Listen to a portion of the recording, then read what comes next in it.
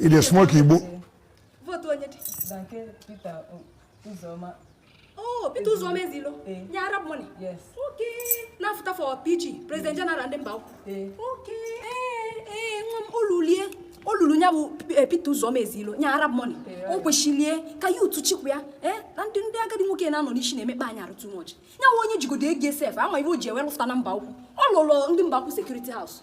We chia no POS ke youth. Was the CCTV camera on mount? On to CCTV camera na Mbao. I nwere idea. O kweshinya je we no lulie. Ana akwụnye kwulie. Mara kezi mgbasi nwanye to as a vote obodo.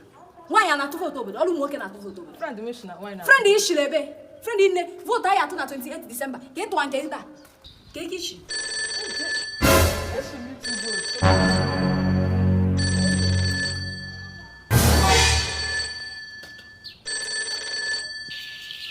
Hello mama. Ina kwela ofuma. Ode, Nwanyiawka de kwa wibe. Kene kwa? Nwanyiawka kwa?